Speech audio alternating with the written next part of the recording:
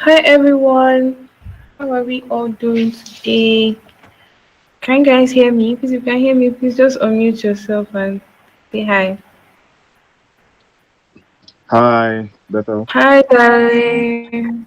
Hi, Good Jody. evening. Hi, Bethel. Yes, hi, Inkem. Okay, Inkem, can you hear me? Yes, I can. Hi. Hi, Inkem. How are you? Hi, Janini. How are you? Hi, Success. Hello. Okay, a lot more people are joining in. I think we should wait a little bit for the people joining in.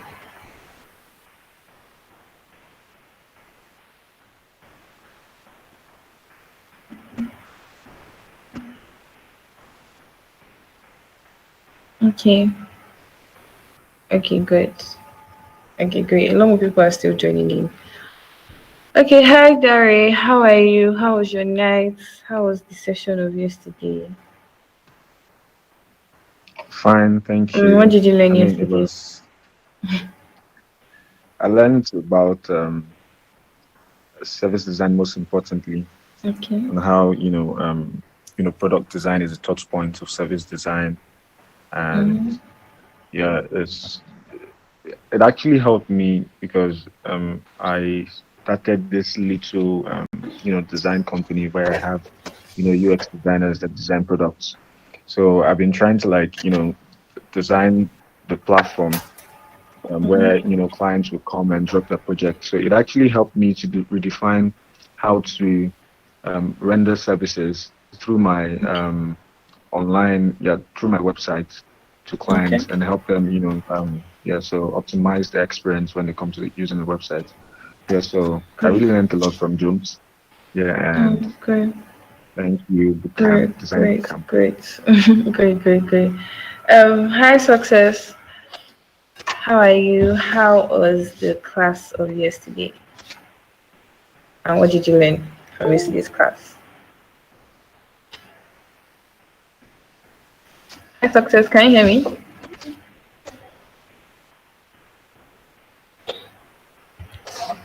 Okay. I don't think Success is here. Hi, Maiwa. How are you? How was yesterday's class if you were part of yesterday's class? Maiwa, can you hear me?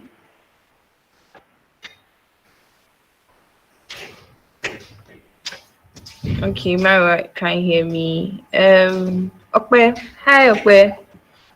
How are you? Yeah, I'm sure that you were in yesterday's class. How was yesterday's class for you? And what did you learn?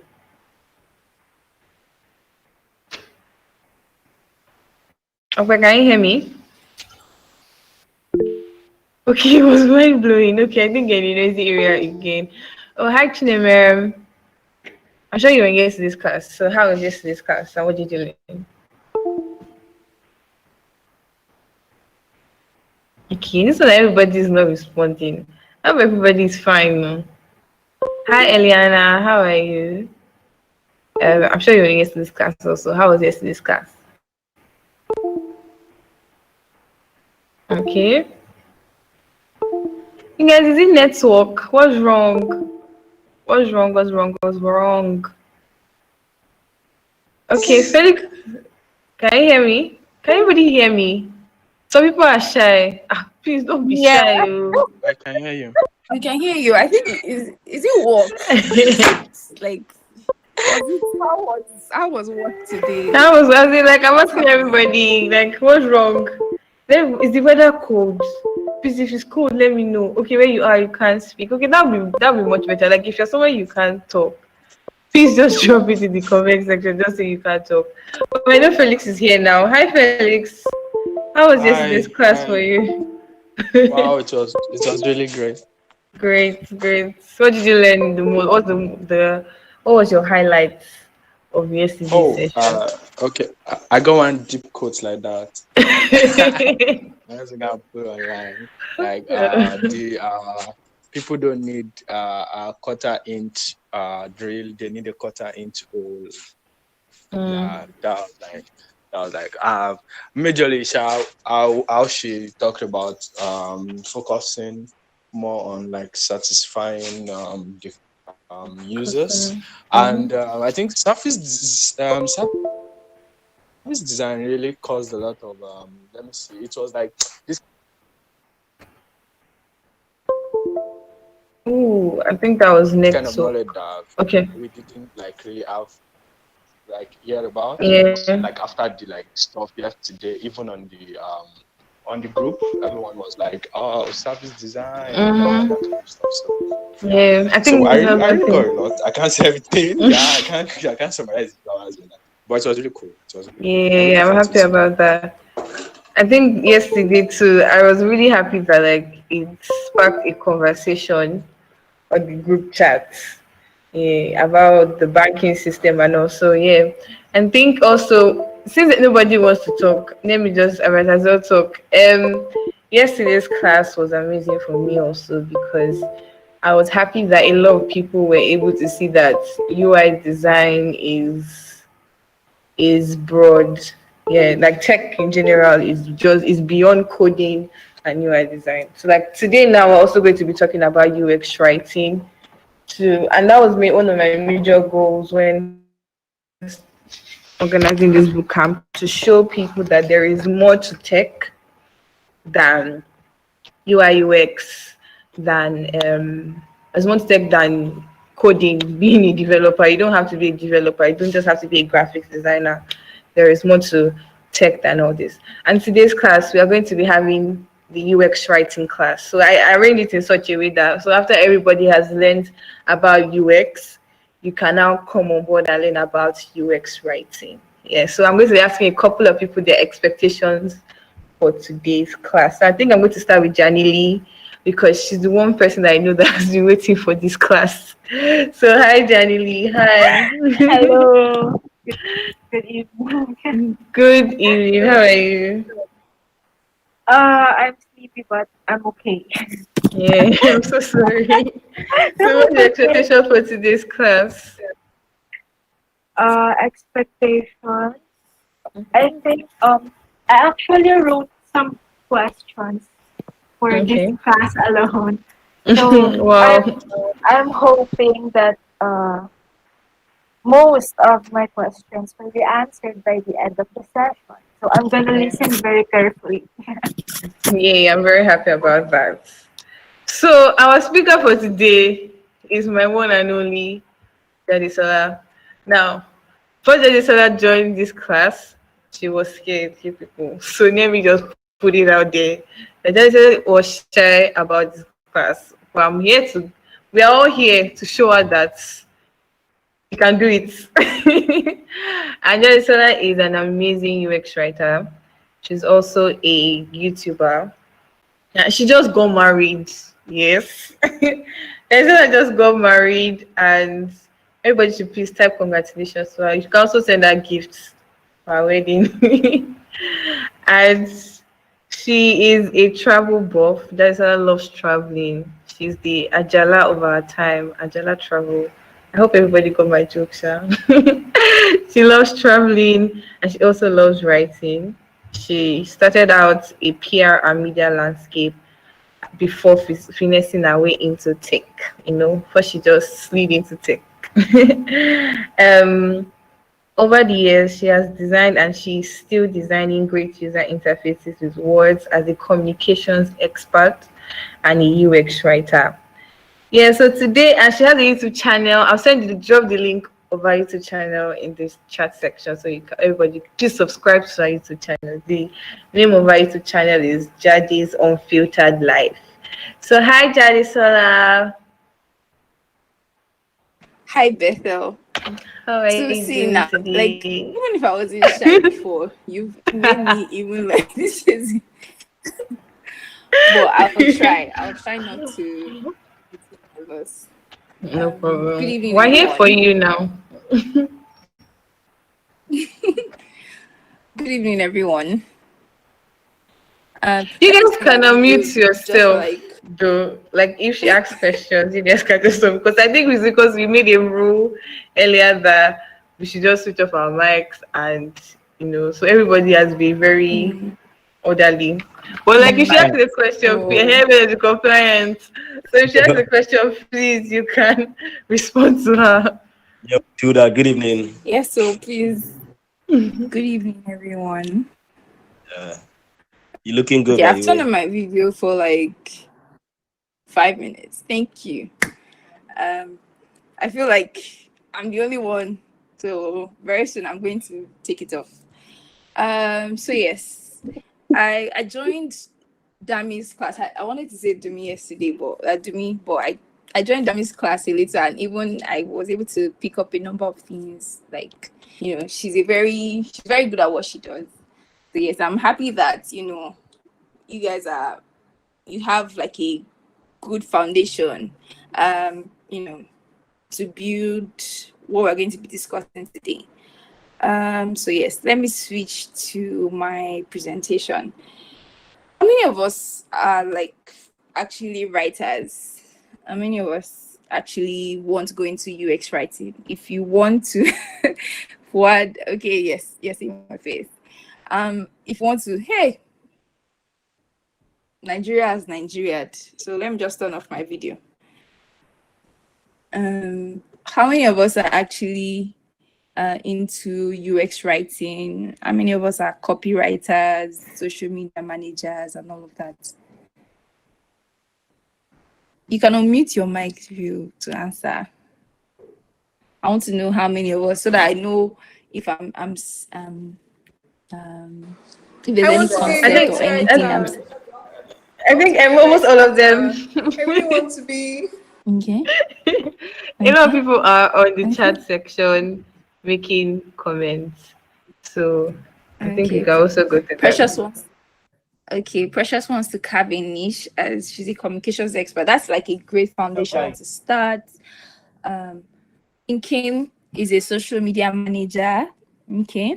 And Daniel wants to go into UX writing, got in about it 3 months ago. Kolakba and Ileana, Diadem want to go into UX writing, content writer and brand strategist.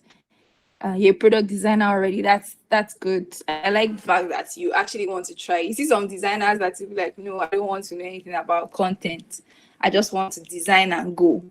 But it's great that you actually want to make an effort, because it makes you, this thing that they say, 10x, 3x designer, yeah, well on your way there. Even if you are doing mock-ups, you don't need to wait for the content person, to give you content. Okay. So yes, I think this is a sizable number. So let me go over to my presentation. Okay.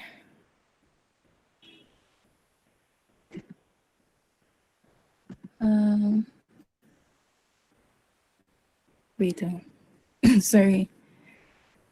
Can you see anything? Not yet. Okay, everyone. Also, don't forget. If you want to see her screen, her slides well enough, don't forget to pin her name. So her name that has presentation beside it. Just pin it so you can see her screen, her presentation well enough. Okay. Can you see my screen now? Yeah. Yes, I can. Yes, we can. Okay. But this means I'm trying to see. This means I wouldn't be able to. Okay. It means I won't be able to read. I'm trying to see. Just give me like 2 minutes. I'm trying to see so that I'll be able to look at. I can see questions. If I do it that way, I wouldn't be able to do that. So give me like 2 seconds.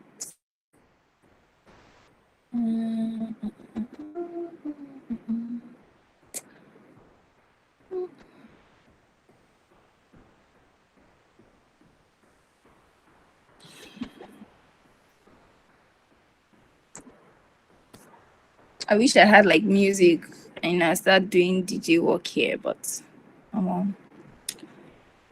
You guys, you take the Let me play music for you, don't worry. Okay. I see. I'm trying to. If I present now. Okay. Let's see. Let me try this way.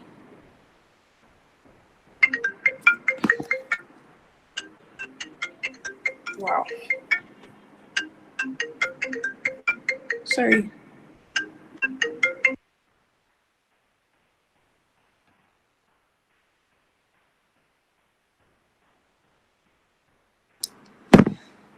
Okay. Let me see. I might just have to. If anybody has a question, or if just going to have to stop it and just Okay. start. I think also if you have questions, like don't worry, I can read out the questions for you. Okay. Okay, that's fine. Mhm. Alrighty. And I think we'll also take questions at the end of the session. So we No, could also take questions I might want to take questions in in the middle. between. Okay, no problem then. We Yes. could also take questions then. We're going to be best friends for the next 2 hours. So I don't want to just hear my voice. I want to be. So yes. We can all see my screen, right? Can we all see my screen? See, I can't Yes, chat. yes, yes, yes, yes. Okay. Yes. Okay. All right. So basically, I'm trying to make sure that this is as simple as possible, but not too theoretical. So it's something that, beginners can enjoy, intermediates, anybody can enjoy. UX writing as a term or as a field is relatively new. I think relatively new because it's been around for a while. When you're doing something, but you don't necessarily know that that's the name of what you're doing. You get, and for example, if you ask people to say social media has been around for like 20 years, 30 years, you people just decided to name it, give it a name at some point in time. So I see UX writing that way exactly. So this is what we'll be talking about today. Bethel was gracious enough to hoodwink me to another class. So I've sort of divided my the things I want to speak about. So today might be theoretical, but not too theoretical. So the next class will have more hands-on, hands-on things to do. So basically today we'll be talking about what UX writing is not. You meet a number of people, they're confused about what exactly UX writing is. UX writing versus copywriting, the value that you bring to both users and to the company as a UX writer, and some of the principles that you need to be able to do, or I don't want to say perfect, to be able to do good UX writing work. Then I'll talk about my process to getting work done. Okay, are we together? Yes, we are. Okay. Okay, Yes. so this for me is like, thank you very much. So since I can't see the chat box, what we're going to do is anytime I say are we together, I'll wait for like 2 yeses before we move on. Are we together? Yes, we are. Yes. Yeah. You guys are catching up. Yeah. You guys are catching up. I like that. So basically, I like this quote. This is like the basis for everything that we do as UX writers. Simplicity. Sometimes you sit down and you be like, I don't know exactly what to say in this space, and you are confused. But basically, the major aim, what we're trying to do is basically to simplify. You're not trying to be, you want to make the product look overly amazing, your designer has done great work. You're now saying, okay, how can we show these users that our product is the bomb? What words can, no, that's not what it is about. You are basically just there to make life simpler for the users. Okay. So now we'll start with, before we define what UX writing is, I think I want like 2 or 3 people. Let me see. Let me go back to the chat box. There were like 2 people. Yes. Okay. Precious. I'm sorry. I'm just going to call names randomly. Okay. Precious and Janelli. Those are the 2 people that. What would you say? I'll give you like a minute each. What would you say is UX writing? What would you term as UX writing, basically? Okay, do I go first? Yes, Precious, you can go first. Okay. I think it's all about the act of writing, the process of communicating the brand message in a simpler way, in a way that the target audience will be able to understand what you are passing across. And I would say effective communication will come into play in that regard, because if we are just communicating and it's not making impact, or the communication is not effective, I don't think it's a successful one. Yeah, basically that's what I think it is. Thank you. Okay. Thank you very much, Precious. Janili. Well, I think it's all about the users. It's not about the writer, it's not about the business. It's about the people who will use it. I think that's the main thing that everybody should focus on. And I didn't hear your last sentence, sorry. The last sentence was, I think that's the main point that everybody should focus on. Okay. Right. Thank you very much. I like what Jenny says. UX writing is basically about the users, while Precious says it's about communicating, effective communication, and that is actually it. But now, before we go into like a proper definition of what UX writing is, we'll talk about the things that people often confuse UX writing to be. You see that even some HR people, the company, a number of people just make the mistake and just say, okay, we instead of saying, oh, we want to employ a UX writer, it's a number of things. We want somebody in marketing. People think it is marketing. People think it's just, oh, communications. People think it's, oh, a UI designer. Some people even go as far to say, oh, a UI designer should also be able to double as a UX writer. But that's not actually how it works. So I have here, I said UX writing is not design. UX writing is a component of design, because if you're looking at it holistically, it's not supposed to be something that design, like as we said, content is part of design. Content informs design. But being a part of something does not necessarily mean like that is the entirety of it.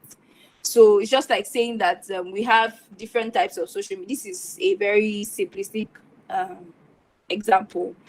We have Twitter, we have Instagram, we have Facebook. They are all they are all platforms of social media. You can't say that, Instagram is social media is Instagram.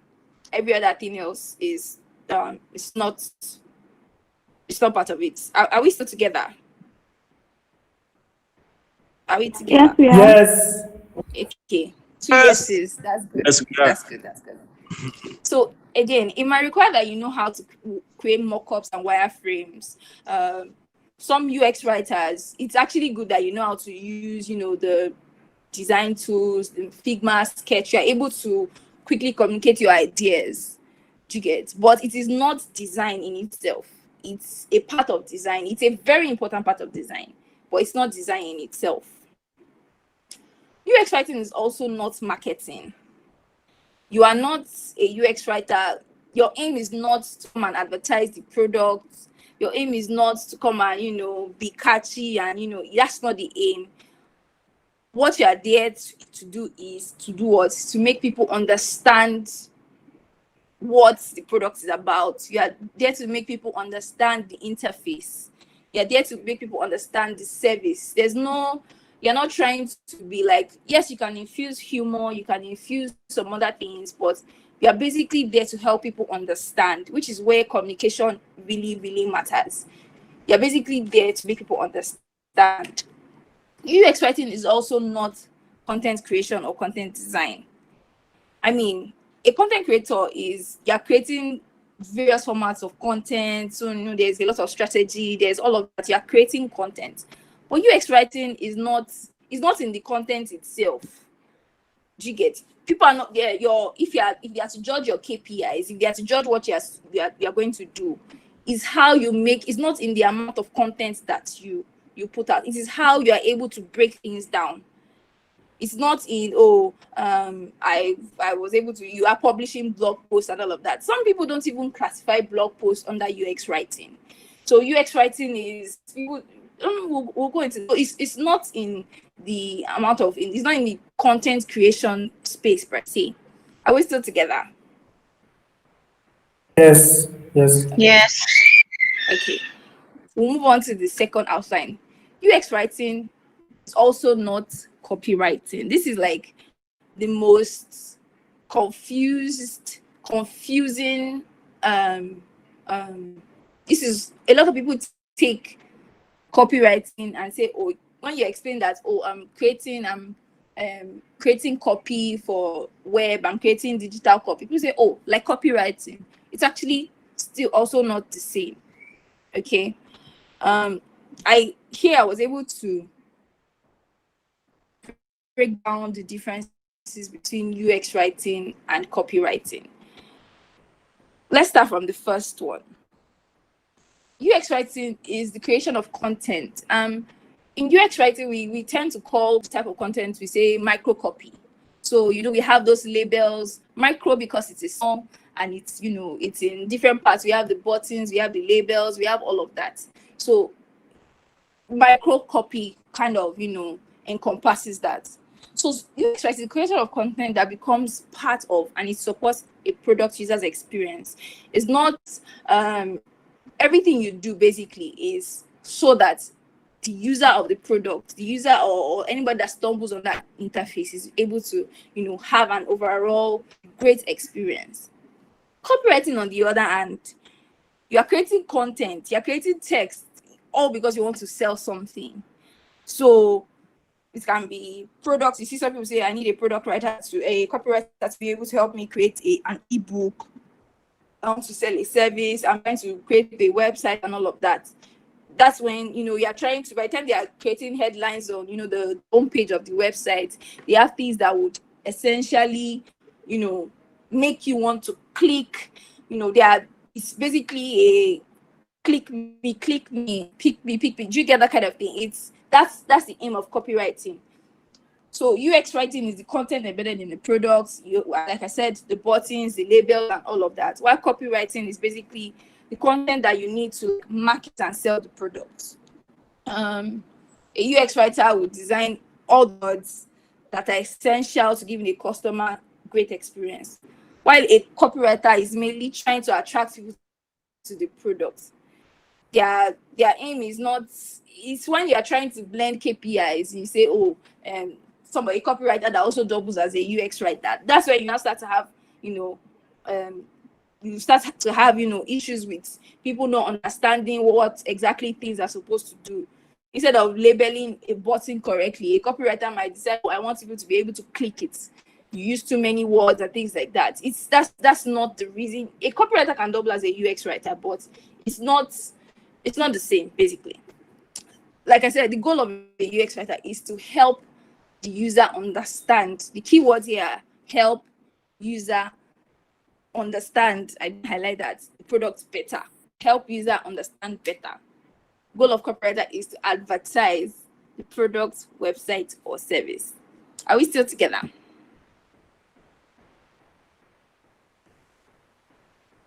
Have I lost you guys? We deal with you. Okay. Yes, we have you. We're here. Okay. So if you come over here and you're like, in terms of we've differentiated what copywriting and UX writing are. Now, in terms of what they do at an organization, I don't know if any of you like you should. There's no how you shouldn't. You definitely know UX design. .cc. It's a great blog for UX writers, UX designers, UI designers. It's an amazing resource. So I definitely recommend it. I've linked it in this presentation. So I said here, UX writers, copywriters use sexy words to attract customers, which is what I mentioned before. While UX writers is like I'm in that quote that I mentioned before, it's about simplicity, using simple words to explain things. No gibberish, nothing too serious. Simple words to explain things. Copywriters are very sales oriented. Like everything is about ROI, making people click. How many clicks did we get? That kind of thing.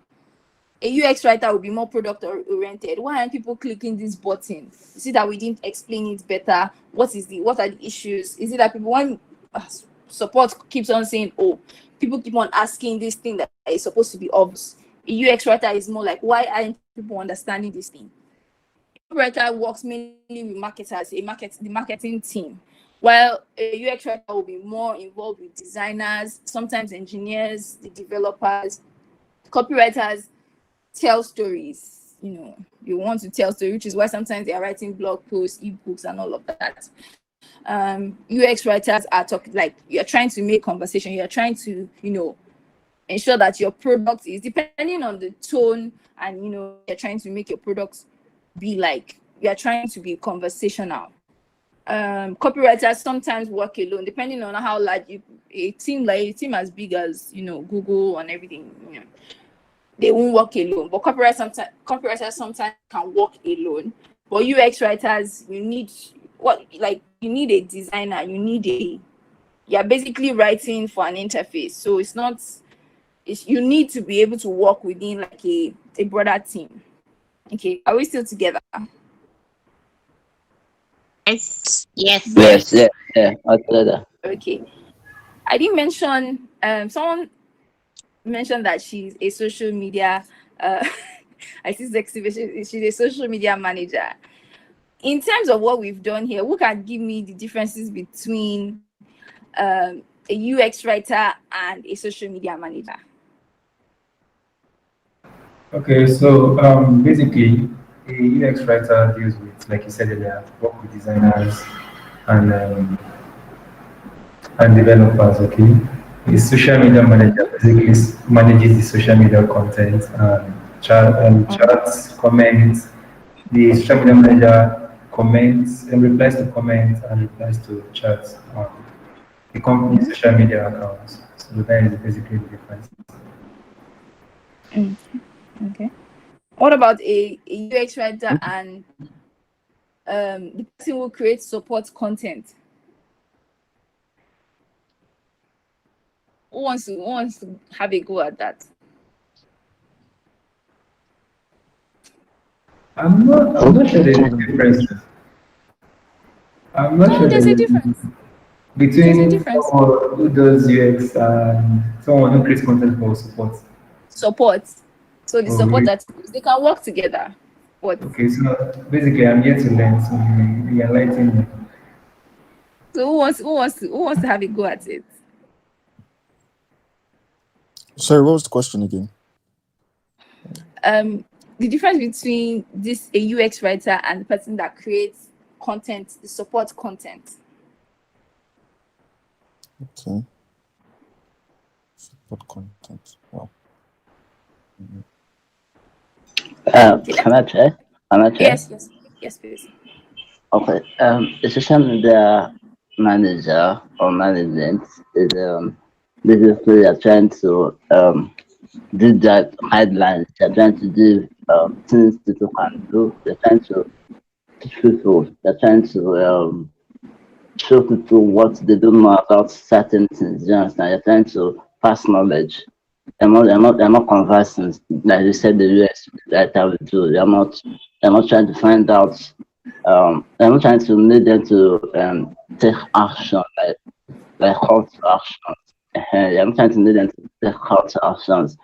So a social media manager is basically trying to pass information, trying to give you certain ideas on how to achieve some media goals,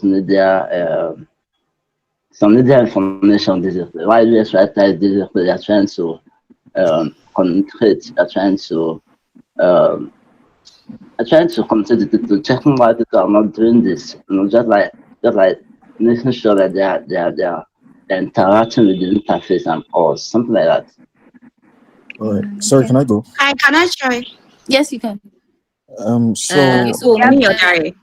so let Dari go first, then Okay. Nkim goes next. okay. So I know a social media manager can actually educate people about the products, not necessarily wanting to make money already. So if a new product is coming out, a social media can use UX writing to make people understand what the product is about. And a social media manager can also, so it depends on the goal of the product.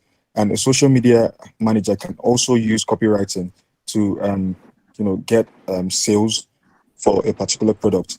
So what I feel is a social media manager should use UX writing to make people understand that's the users using the product, using simple terms to create contents that will make people understand what the product, to educate people and attract awareness to the product. And copywriting, so a social media manager, like I said, can have like a copywriting skill to help people, to help the product to make sales and also advertise the product to users. Yes. Nkim, do you want to go? Yes, please. So your question was the difference between a UX writer and a support person, right? Yes. Yes, Okay. person that creates support content. So I'm just going to try. Okay, so a UX writer uses his or her words to make a user understand the product, while the support person uses their words or their writing skills to help the user resolve issues that they are having with the product. Yes, yes, yes. Thank you very much. That was fantastic. I wish I could tell everybody to unmute and clap. So basically, a UX writer is, you are trying to reduce the amount of people that's the basic difference. You're trying to reduce the amount of people that even have to go to support to go and ask, oh, where's this? Where's that? Do you get? So your words are basically, like we said, your words are embedded in the product. So like we mentioned, they are all over the labels, they are everywhere around, the products. While the person that creates support content has to be like as explanatory as possible, trying to make sure that, oh, you have this issue, you don't understand this thing. Let us help you, resolve the issue. But UX writer is trying to make sure that you don't even get to that point that you need to come to support. Are we together? That's like the basic, difference between those two roles. Then in terms of social media, it's two different platforms that you're managing. The social media, even if you say UX writing manager, a UX writer, like we've mentioned, is on the product. A social media manager is, the primary audience. Primarily, it might be the same users, but the primary focus of a social media manager is what the social media platform is. So even if the person is responding to messages and all, a social media platform, a UX writer is not responding to messages. They are creating, the content is static, even though they are you iterate, you are testing, you're making sure that things are as explanatory as possible. But that is primarily where the focus is, inside the product, ensuring that people understand how to use the product. There is no marketing involved. You're not trying to convince people. A social media manager that even creates content is trying to get people to, migrate to the product. That's why they will be more catchy and more, like we mentioned. That's a social media manager that creates content will be very marketing. I use that word, marketing. I know it's not an actual word, but I say it a lot. Are we clear? Are we still together? Yes, ma'am. Yes, ma'am. Yes. Don't forget, Yeah, with you. don't let me increase it to 5 yeses No, before we no. move on. Trust me, my voice is loud enough. Okay, so now let's go back to, if you have any question, let me use this time to take questions on what we've done so far. Does anybody have any questions? Oh yes, a UX writer will address feedback from users. Definitely, like we meant, like we're still going to treat that when you are able to test and like I mentioned, for example, let's say you launch a new feature and you understand that everything works perfectly, there's no bug, there's nothing like that, but it just doesn't seem to be working, and you're able to, by the time you use, there's a number of tools, and you say, oh, the number of tools that you're able to watch user sessions, maybe you carry out a focus group, and you see that people just don't understand. That's feedback.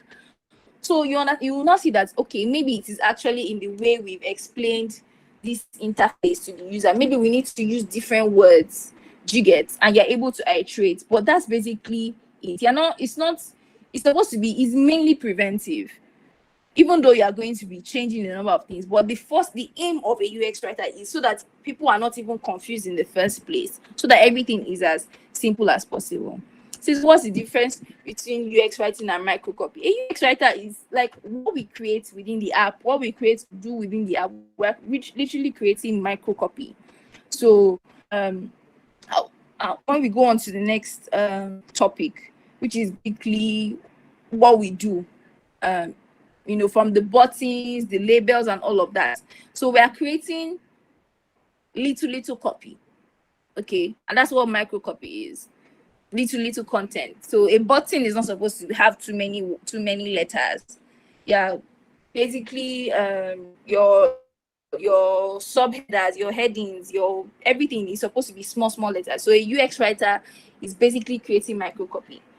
So from the definition, from all what we've done, basically a UX writer or UX writing, UX writing, what we are really doing, we are designing words that give customers, that give users great experiences. That's basically it. Are we still together? Yes.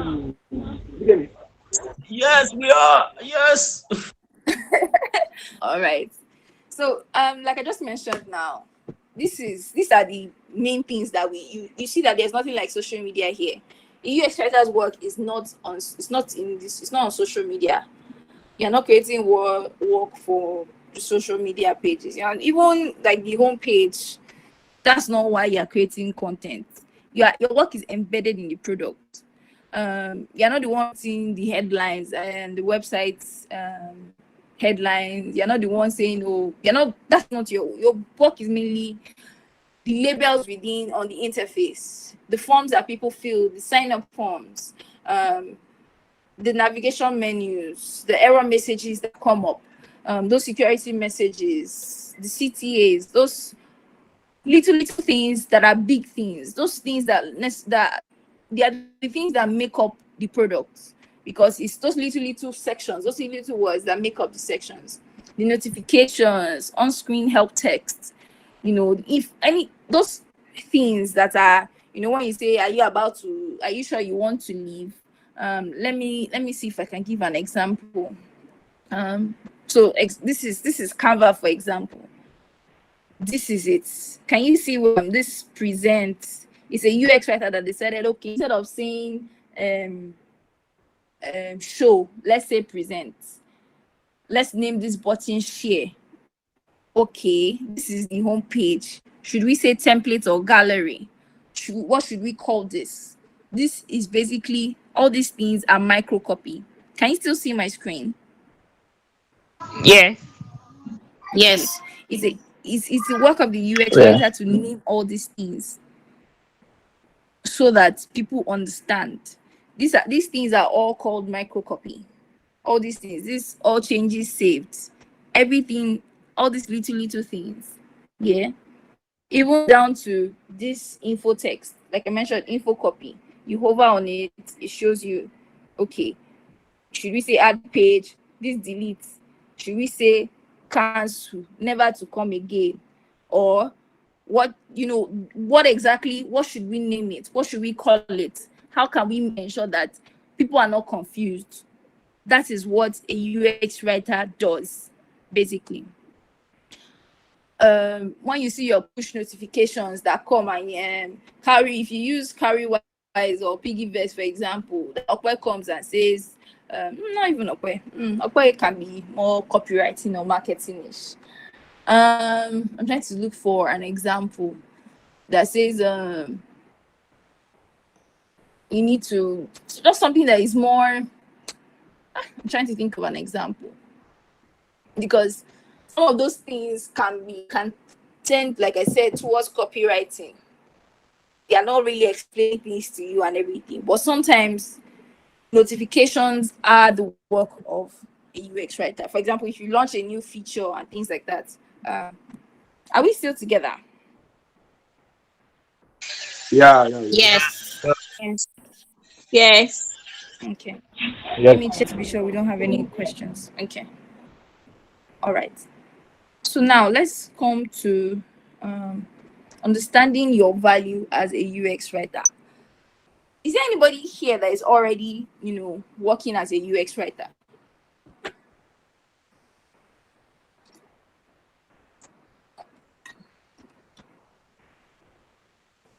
Nobody?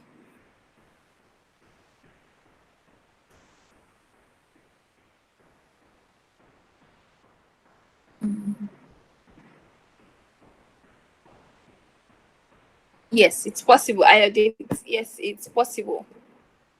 Yes, it's possible. So that means I'm assuming that nobody here already works as a UX writer. Okay, let's move on.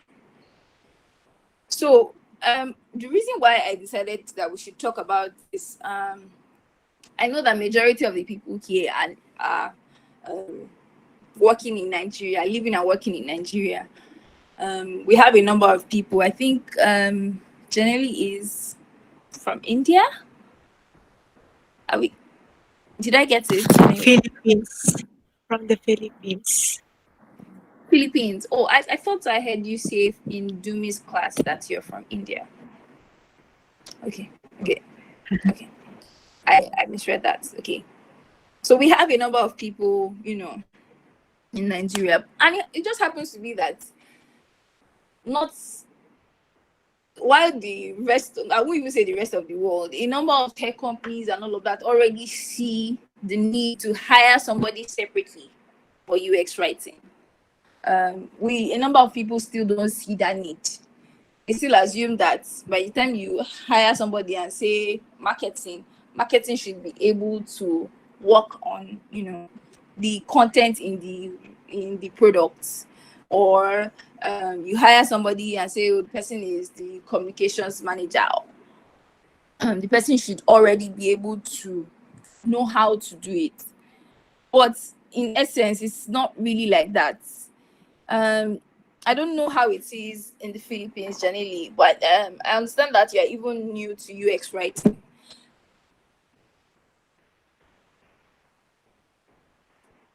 Janine? I'm sorry. Can you repeat it again? Are you with me? I think it's because of my internet connection. I'm sorry. Okay. I was saying that I don't know how it is in the Philippines, but I understand that even in Nigeria, not a lot of products, not a lot of teams see the value of hiring somebody, for UX writing. You see people doubling and doing the work and say, okay, fine, we have the UX researcher doubling as a UX writer. Copywriters are doing the work of UX writers. That's why you now see some people that say, I don't understand how this product works. Product managers are doing the work of UX writers. not many people have come to terms with the fact that you need somebody to manage UX writing, to manage the microcopy, to manage the content that is embedded in your product. So in as for the people that have chosen and said, okay, fine, this is what I want to do. In trying to understand your value, basically, what you're trying to do at every point in time, because sometimes it can get confusing when people just come and say, can you do marketing or something like that? You need to, what you're trying to do to the customers, you're trying to make sure that they fall in love with the product. It doesn't have to be in an obvious way and say, oh, why do you love this product? But when somebody comes and everything is where it's supposed to be, they are able to, the tone of voice of the product is warm, you are able to understand why you like it's they get that feeling of, I understand this product gets me, these people understand me. You find that's when you start seeing people that will be able to rave and review and all of that. It's basically, that's what your value is. Okay, you make them keep coming back, and most of all, you help them understand and to complete tasks easily. When the subtext is clear, your buttons do what they need to do, everything is where it needs to be. That's your value. That's what you're bringing to the team as a UX writer. Okay, now to the business, like, as much as yours, there's also the fact that you need to, there's business. I used to say business is always business. Okay, you have to, your major role when you are hired as a UX writer, to the CEO, to the business team, what your role in the company basically is to help them increase conversions. So conversions in the sense that for you to be hired as a UX writer, they probably see that, or they've seen that, okay, we need to be able to explain things better to our users. And when we explain things better to our users, they're able to, keep, if it's a paid service, for example, maybe the people are paying for Atlassian or a product, maybe like Figma or something like that. We understand we have great designers, we have people designing, doing the work.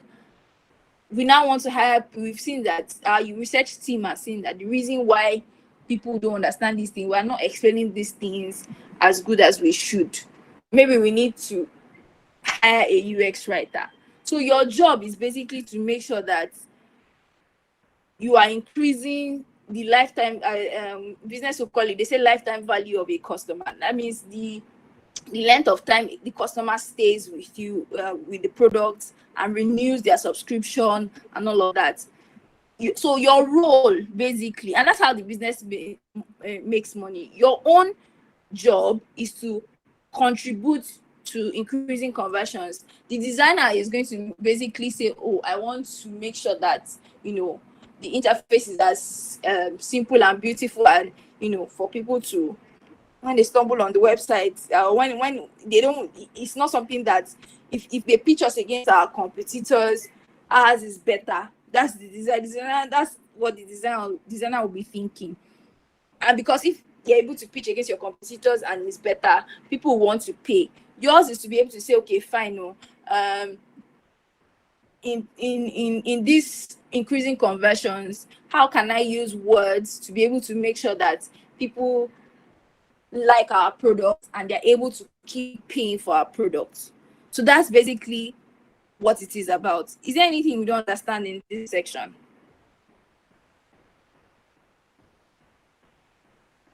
Do we have any questions? No. Okay. Oh, wow, this chat box is full. Okay, micromanaging roles. Okay, Nigeria's at what stage? Oh, I love this question. At what stage does the UX writer come in design? From the beginning, before anything is done. Because I say content informs design. Content is so that it's not like when they design and they put lorem ipsum, then you now come and say, oh, let me fixing the content in between. No. From the beginning, I would when I talk about my process, you see how I exactly. So it's something that you, even if you need to hijack and insert yourself, it's something that you might even need to do. For example, a team that is maybe just growing, and you need to say, "Oh, you guys, it's sprint planning time," and you sit down and say, "I want to be right here from the beginning." Do you get? So from the beginning, sadly, is yes, Nigerians is something that we.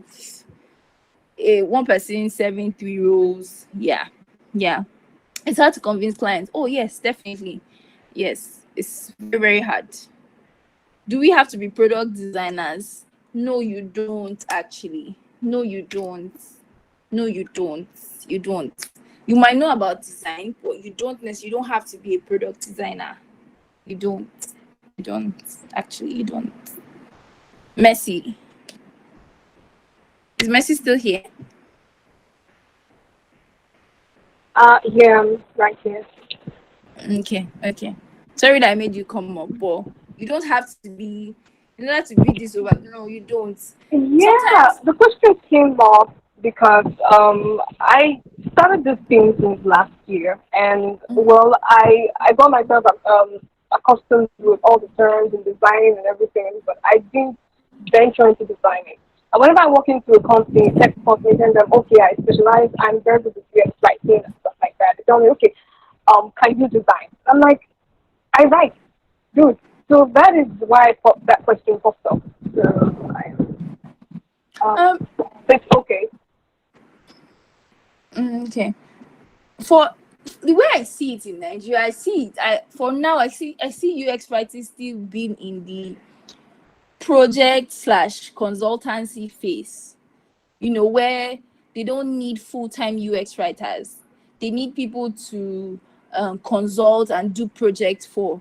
So in order to be able, so that you don't end up, for example, someone like I started out in media, writing blog posts, news and everything.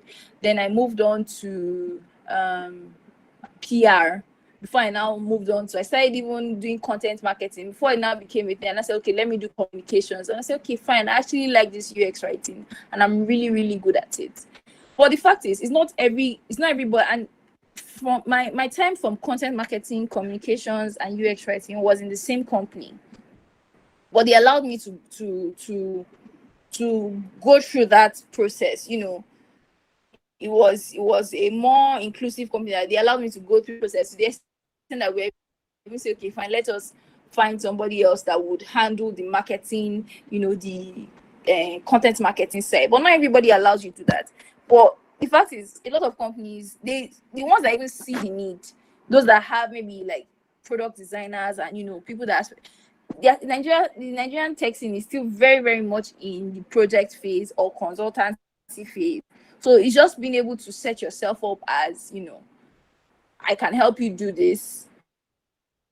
Then if you want to put me on a retainer, that's fine. But I can help you overhaul this product that you have. I can help you, overhaul it. And based on, the feedback that you've gotten, I can help you switch it up. Do you get? There's no, you have to think of your career as, it's even me, if I'm looking for UX writing, most UX writing roles are not even in Nigeria per se. So it's either you're looking for remote roles or you are setting yourself up as a consultant. Okay.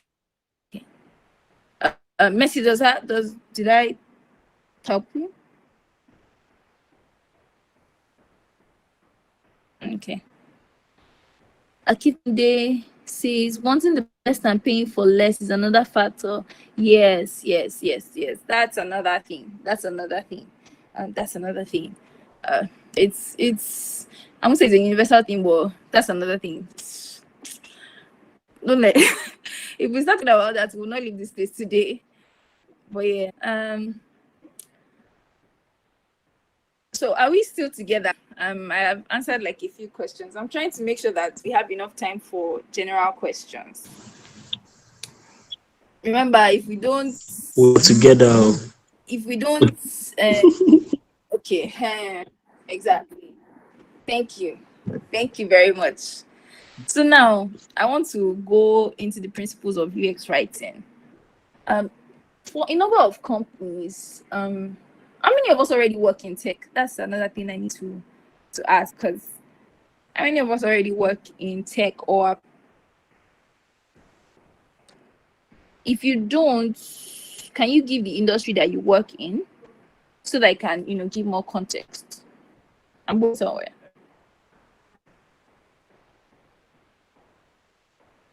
I don't want to call anybody out though. You can do it in the chat section. Anyway. Okay, Bethel. Okay.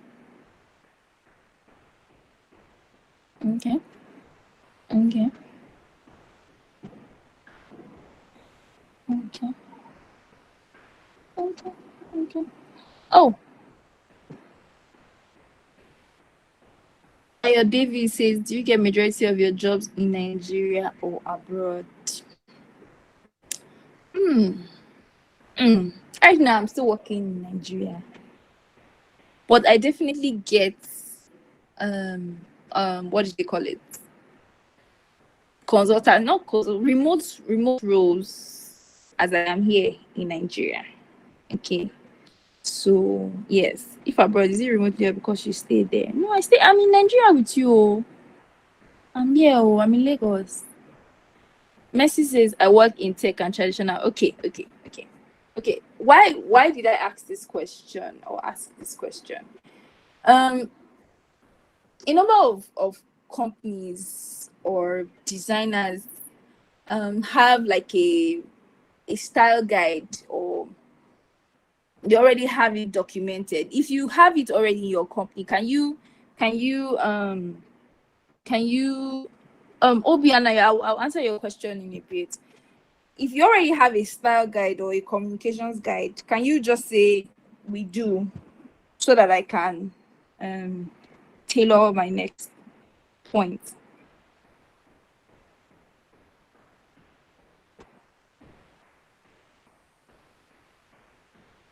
Okay.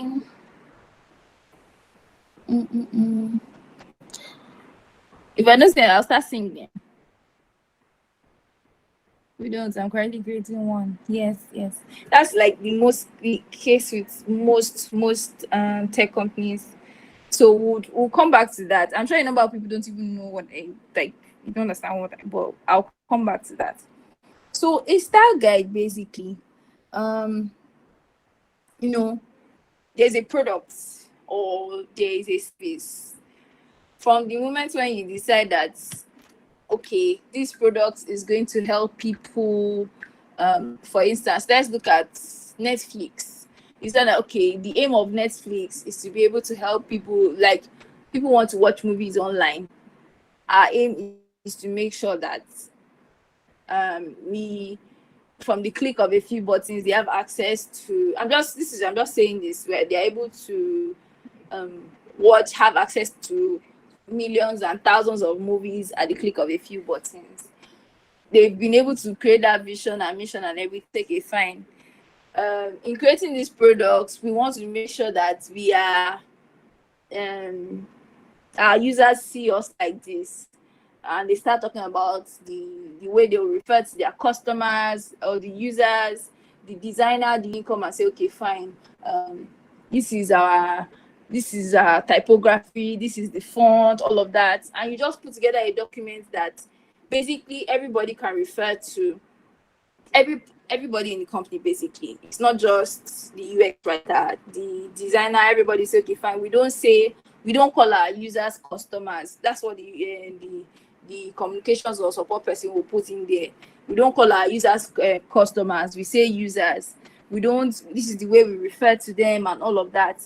So they're able to put together that guide and they can share with everybody. Okay. As I mentioned earlier, in terms of these principles, if a company has that style guide, they're able to put a number of these principles and share with everybody, so that, for example, there's uniformity. And they resume, they're able to refer to, and new people come in, they're able to refer to that guide. But now let's come back to these principles. It says, like I mentioned before, at the heart of UX writing is communication. You need to be able to communicate clearly. you're communicating and helping people to understand. That's basically being able to communicate what they need to do in clear terms, what they need to be able to successfully use your product. These principles, some people call them principles, they call them tips, they call them guides. They can be as many as 20, but for the people that I'm restricting this to like 5. We'll still talk about the others, but not as in-depth as we'll pick the first few. A number of people have this style of communications guide. I'll still share this slide. MailChimp, material design. Everybody knows material design. They've publicly made their communications guide available. So anybody that wants to see these things, they're able to say, okay, fine. The reason why the MailChimp avatar is called free is because we want to make sure that we're funny and things like that. So those are the principles, their guide, their products. Then each member of the team is able to pick it and say, okay, fine, this is what matters to us. Okay. So these principles, like I mentioned, they can be as many as 20. But for the purpose of this talk, we'll be sticking to the first 5. Okay, it's 5 or 6. I don't want to rush too much. Do we have any questions so far? Okay, Fuad says he once created one for a case study route. Makes sense. So the sorry, I'm a very Nigerianish person. So I say and all of that. I'm very Yoruba. That's the word. It's allowed. So yes, the first thing I want to talk about is clarity.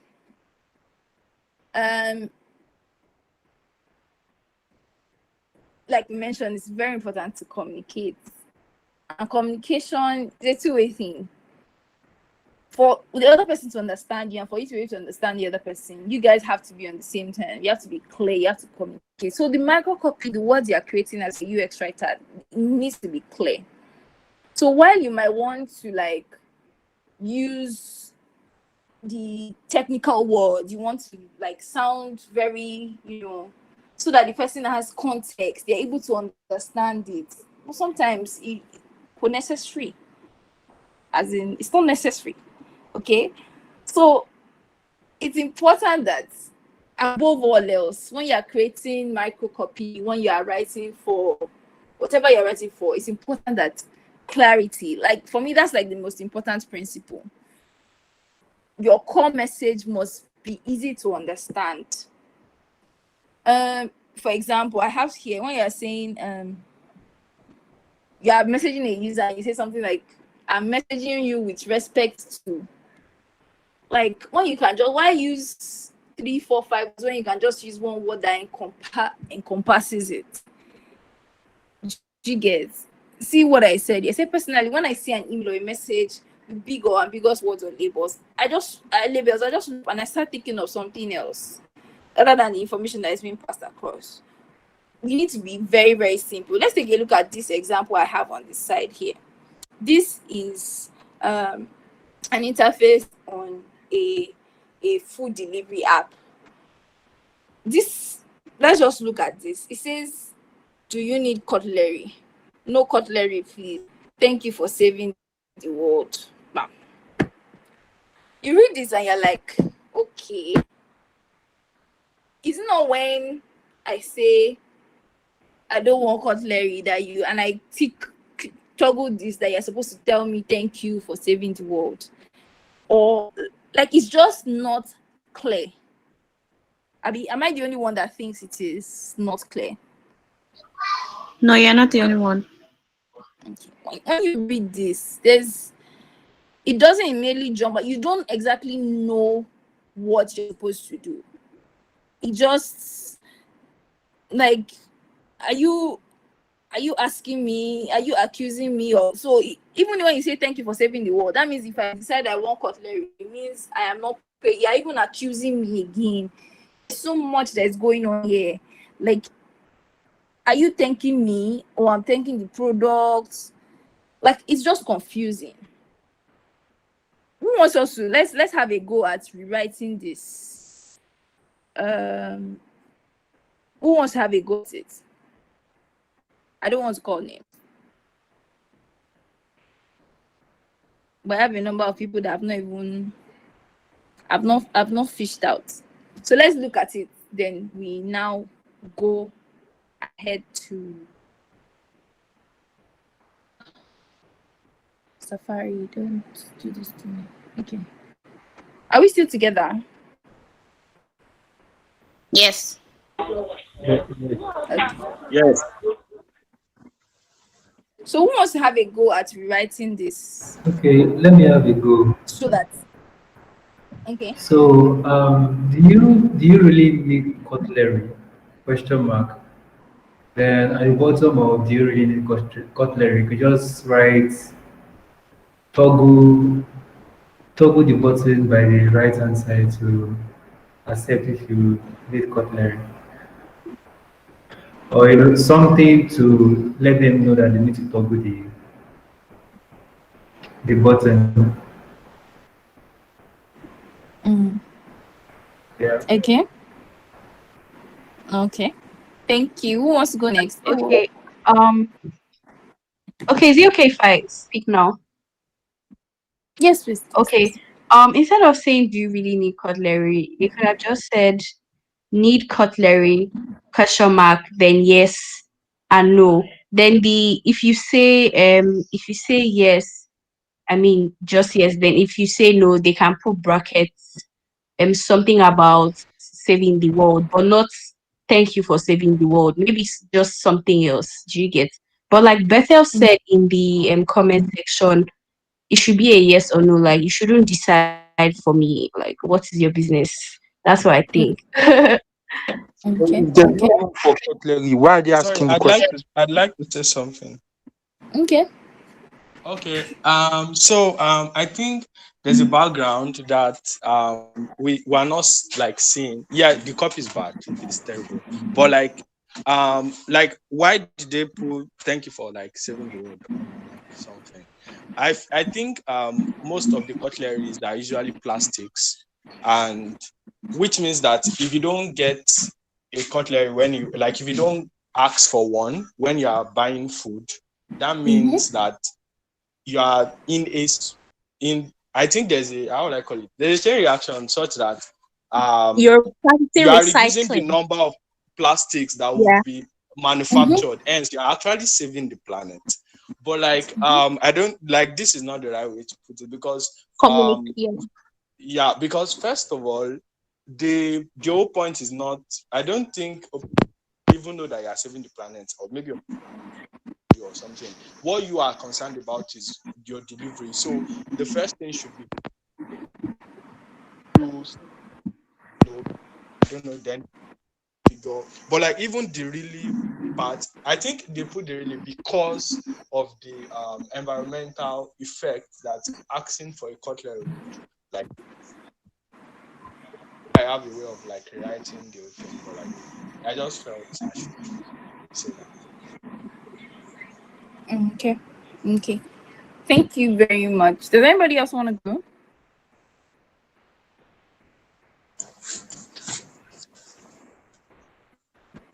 Okay. So I like the fact that you've given context into it, which is like that's basically what they're trying to do. Okay, don't ask for cutlery. If you ask for cutlery, you have done your part. Who knows if the cutlery is going to swim one day and stick a fish in the eye, that kind of thing. That's what they're trying to say. But like we said, there are also better ways to communicate this. We understand that the really that they included here is, trying to be cheeky and say, are you sure you really want it? That kind of thing. So that it's more, you're guilt tripping the person, basically, to saying, no, I don't want cutlery. Do you get? That's what they're trying to do. But like you mentioned, it's not there's time for context and there's time for you being clear. Do you get? If they had included and said, okay, fine, need cutlery, whether you do the toggle, there's yes, no. And when when you click on the toggle, when the toggle says no, and this for them to be use the toggle, they have to put yes and no, because typically, if I'm right, yes and no for toggle, because people might assume that when you which is why it's very important that again content is from the beginning. People assume that when you are switching on the toggle is for yes. Do you get? And with that, what that means is yes will now be on the right, no will be on the left. It means, do you get it? Are we together? Yes. Yes. Yeah. So We in still now with it, okay. I might not be a designer, if not that I've done something. But it basically, by the time you switch on the toggle, am I saying yes or I'm saying no? So that's even really again design. So if from the design part they have said, okay, fine, we want to be able to make sure that we reduce the aim of this page. Number one is to make sure that we reduce the amount of people that ask for cutleries, so that we can be able to say that we are making an impact on pollution. Do you get? So we are telling them include a cutlery in my order. Yes, no, toggle. And when they click no, it says thanks for saving the world, but not under it. This subtext as it is doesn't work. Are we still together? Hey, we've gone, time has gone now. Yes. Yes. Yes. So, Okay. Let me move on to the next one. So, because I'm trying to make sure that, I want to ask a question. Sorry. yeah. What if you add like a color code to the toggle? Like if the user clicks yes, the whole display might be blue or green. Or if he clicks no, it might be grayscale, or like a color to show what you're clicking is no, that kind of thing. Do you understand what I'm saying? As in to color to the toggle or to the entire button? To the entire like div or the entire display or something like that. I'm not sure. I'm not a designer, but I'm not sure. Estelle can probably answer. Estelle. Because I know that the toggle. Yeah, please, can you repeat? Can you reiterate your question? Let me help with that. So I was asking if for this cutlery one now, so for the yes or no, if you have a toggle, so if the user clicks yes, can there be like a display color, a display background Yes, to show yes, you that you definitely. clicked yes? So So that would be more, that would tell the user yeah. what is clicking. At the state where it says now on our screen, it is the deactivated state. Do you get? Hence why it Okay, is so it's gray. great. Exactly. Okay. So like once it is activated, probably turn to green or the brand Okay. So color. he's saying that should we make the entire not The just box. the toggle button? Yes, Box that's dependent on the design interface designer. So maybe in the design in general now there is space to do that. Sure, why not? But like if it's just this, like if this is the color of the brand, for instance, maybe they could change it to blue. So maybe a brighter shade of blue to change the default and the active state. Do you understand? Do you There, understand was now? I able to answer your question? Yeah, thank you. Okay. Yeah. Okay. Sorry. Hey. So yes. These are, so while it's we've done this, we're able to quickly prefer solutions and everything, but sometimes you are starting from a fresh state. Let's say it's a new product, you are the first UX writer. There's nobody else that's done it before, but you need to be able to make sure that what you're doing is clear. You understand? So this is basically how it works. So from where I work, sometimes we are able to talk to users and we're able to say, okay, fine. We are about to do this. We just want to, can we have a few minutes of your time? We want to run a few things by you, or want to watch how you are able to interact with this product or this feature. That's basically how when you show the user something and they have to ask, oh, what exactly you've labeled it in your mind, you've labeled it, but they have to ask again, what exactly does this do? Just know that you are not clear enough. Okay. Again, I doing some research apart from what your users are saying, you know that you also new users are going to come, apart from the people that you currently have, you also have, new users coming in. So being able to search for what people are saying on other forums and all of that is very important. I don't know how many of you are on Quora, Reddit. It's not just the funny stuff. I go there to do some form of product research. Then reading aloud as you write. People underrate it. You see, I can be writing and I'm creating content and I'm talking. People will be, Jadisola, what exactly are you talking about? What exactly are you doing? But I want to make sure it's as clear as possible. I'm not leaving anybody, I'm not throwing anybody away. So I read aloud as I write. Okay. And being able to test your content. We are going to talk about this on Friday, but testing your content, usability test. You're testing for accuracy, you're testing for, is it effective? There are a number of things that you use to be able to make sure that, okay, this thing that I've written, is it actually doing the work? And please don't hold your work tightly to your chest, that when someone gives you a review and you say you need to rewrite it's not clear, you now say that you don't really want to do that. You must be open to rewriting as many times as possible. Again, by the time we write, for example, as we are rewritten this and we say, okay, fine, include a cutlery in your order, or should we include a cutlery in your order? You ask yourself, will this make sense to somebody that doesn't, this is the first time they are seeing this page? They've not seen as a standalone page itself. Does it make sense? Would an old person or a very young person understand it? That might be, extreme, but it's really important that we do that, because sometimes you can be very technical and you don't know that it's, there's something I try to do.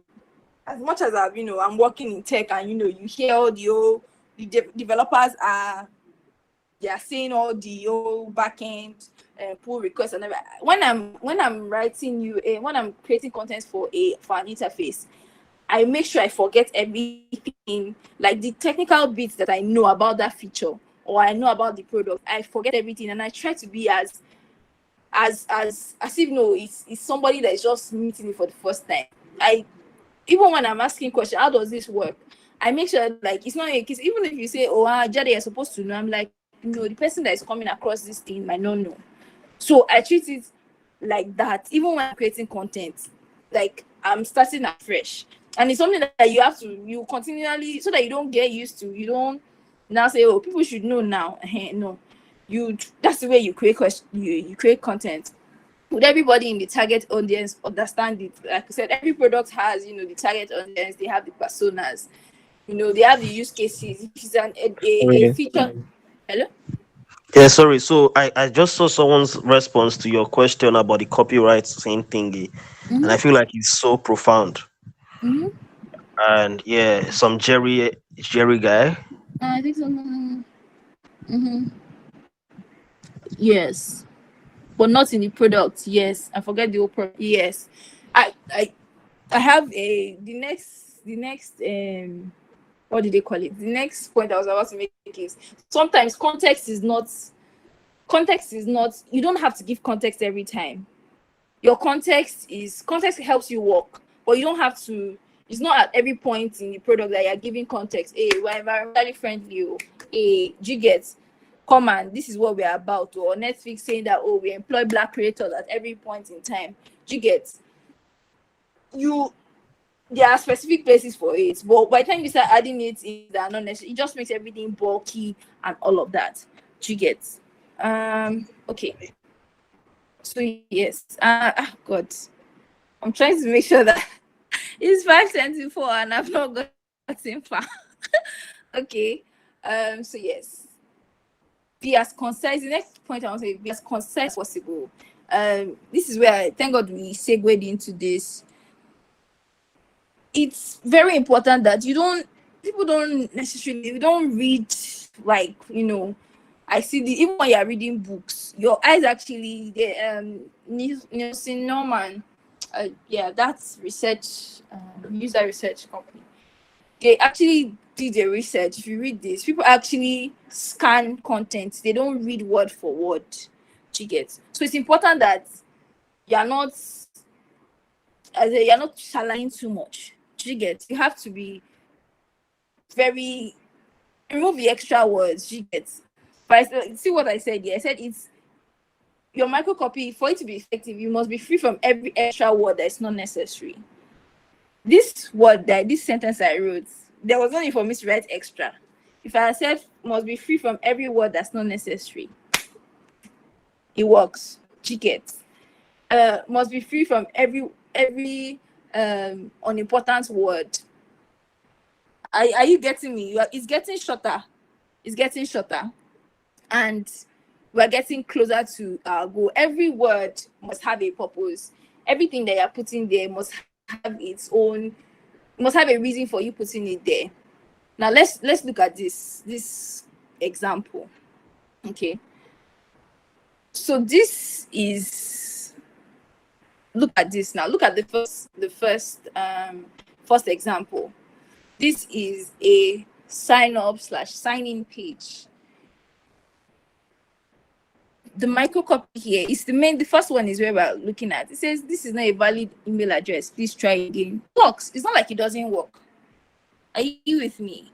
It's the person has explained, they've given context, but it's actually not. Why use 1, 2, 3, 4, 5, 1, 2, 3, 4, 5, 6, 7, 8, 9, 10 words when you can use 1, 2, 3, 4, 5, 6? You've taken out 4 words and it's not as bulky. Are you with me? Are we still together? Yes. Yes. Yes. Yes. Thank Yeah. you. So you remove the words that are not necessary. Concise means, short. Not even just short. Means like important. In this case, it is important because it's one thing for you to make the copy very, short or not a lot, but are not making sense. You are keeping it to the basics, the important things, what they need to know. You're not giving too much context, which is another example of the first one that we did. It's not there that you want to make sure that they know that they are playing their part in saving the world. You're not presenting all the information to them at once. Do you get? Like I said, this is what, if you want to make sure that you are sticking to the important stuff. The way I started, I even start with from the tickets, the ticket that the product manager gives for a particular feature. I'll write the content. It can be as long as what I don't know. Then I start removing the non-essential words. How do I do that? I can make things bold. Okay, this is what the major thing I want people to know in this help text is that they know that this email address is wrong. How exactly do I start? What are the most important things? Email address, valid, and the action I want them to take is that they should change it. Okay. Do I need all these extra words? No. I take them out. Sometimes I'm like, oh no, I've taken out what is very important, and I add them back. Just make sure, like I said, be sure that it's still clear and conversational. They understand. Again, I'm back to testing the content. The reason why I'm retracing to testing the content, so that by Friday when we come back and we're talking about testing content, we are more, we're still together. Okay, I don't want to take any questions so that I'm able to at least I finish the principles at least today. Then you must be consistent. You see some people, you see some products. By the time you definitely know. Some products just look like, thank God these days you see less and less of those. It just looks like somebody's demo work by the time you come across it. and hello, you're trying to build your own portfolio. You're trying to, you have to, it has to be, you're trying to, what's the word now? Make sure that who come to your product, they come to your interface, they know that, okay, even if you wake them up from, for example, there's a product that even if I'm on Intercom's blog, I know that it is Intercom. I am like, even if you remove the Intercom from at the header, I know that it is Intercom. Apart from the the elements, the designs, I see the number, I see the way they talk and everything. I see everything. I know that, okay, yes, this is Intercom. I go to Atlassian, and I know that these people are always very serious. I know that this is Atlassian. You are not confused. Your style, like you mentioned before, the style guide, your tone, the voice, the terminology, everything you use is basically the same. Take for example this on a nav bar. You have my documents, you've personalized it. Then you have pictures, favorites, then my settings in capital letter. Please, what is wrong with this, having this on a nav bar?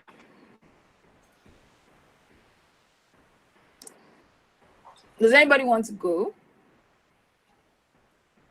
Can I try? Yes. I think my settings shouldn't be in all caps. Okay. Because the other words are not in all caps. My documents, pictures, favorites, they are not in all caps, but my settings is in all caps. That's number one. Number two, I think that these if they were buttons or stuff, I think they are for like keeping pictures and documents and all. And I think that the button for settings should not be somewhere around here. I don't know. I'm not so sure. That's what I think. It should not be in the same place as these other buttons are. Okay, thank you, Nkem. Okay, who else wants to go? Yeah. Okay. I why is there my documents, then pictures, favorites, and my settings? Is either everything has my before it, or so it's either it's documents, pictures, favorites, settings, or then they like add my before everything. So I feel like like you said, inconsistent and just looks off. Yeah. Yes. That's basically it. So if you want to personalize everything, you ensure that, like, it's those little things that be, like I mentioned before, those little things that become big things. They are the things that make up the entire. It's not like, oh, you say that the user is looking for capital, but it's, they will know things and they'll be like, what's all this? That's why you go to the website and be like, what are these ones doing? These ones look like they are not serious and everything. That's what it starts to look like. You know, be like, are these the people I want to trust with my data? For example, if you are a data collection app and you're not able to even, be consistent in your nav bar, and you want people that are collecting data, say you're creating forms, people that are collecting data of thousands of people, now say that if these people don't even notice that their nav bar is off, would they even know when I'm looking for my data? How are they going to be able to track it? Please, I'm not keeping my data with these ones. That's the way it's going to look. Okay. Basically, that's basically it. And if you even notice, I try to, we don't have a lot of time. I said this is I'm using what's the word? My tenses. I said principles of UX writing. I say clarity, concise, consistent. There's something that is off in the three words I've mentioned. Who can guess it? There should be consistency, I think. No. Who else wants to have it?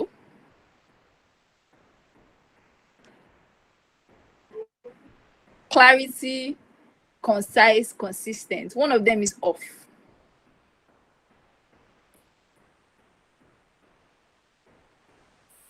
I think clarity. Okay. What Definitely should it be?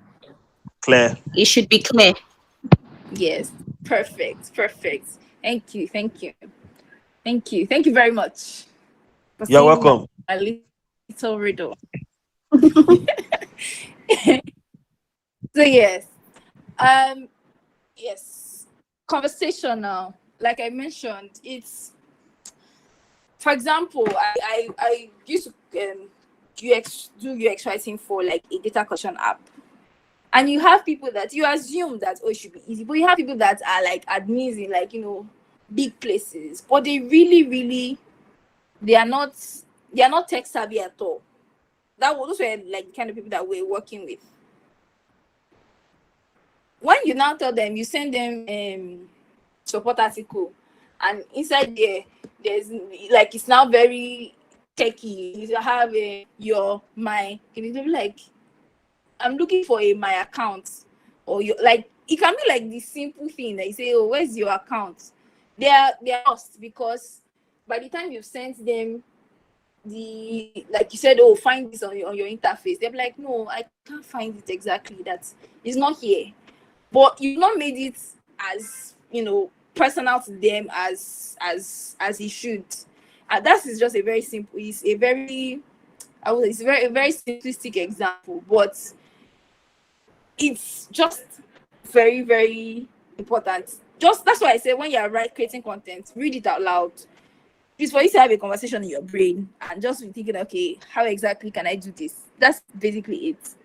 Like I said, I like to read it out to be sure it's not too wordy and it sounds like I would speak or want to be spoken to. No matter how, as long as you have your style guide, these products, okay, we are not too serious. Maybe our tone is supposed to be formal. Even if you are formal, you have to be conversational. How exactly? Okay, we are formal because the people that use us are all very, maybe you have admins, or you have people that are in, like, high ranking, whatever. Let me look for a product that is very serious now. Who can give me an example of a very serious product that is used by, serious people, that the tone is formal? Grammarly. Grammarly. Grammarly is playful. What about GitHub? Is GitHub GitHub. bad? And GitHub GitHub works. Okay, GitHub works. But GitHub is very technical. Let's see. Okay, don't let me use formal. Let's say funny. We have LinkedIn. Thank you. Thank you very much. You see, LinkedIn's tone is just not that even trying to be more, fluid. LinkedIn is very formal. They are not, because they know that the people that use it and want to pay. There's LinkedIn story now.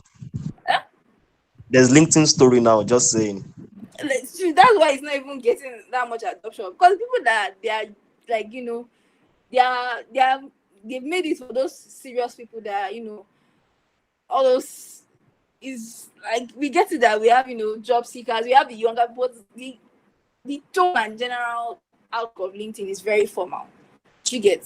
So by the time they are creating their articles, they are creating their, even as formal as it is, they know that, for example, if I need to read a LinkedIn support article, they will still try to bring it to their context and be sure that, okay, these people that we're writing for is very, even as simple as, I said, okay, who can give a popular use case of this? I'll just go ahead to give it. When you're writing terms and conditions and you put, I agree, you don't say you agree. Do you get? Are we still together? Yes. Yes. Okay. When people are agreeing to terms and conditions, they always say, I agree.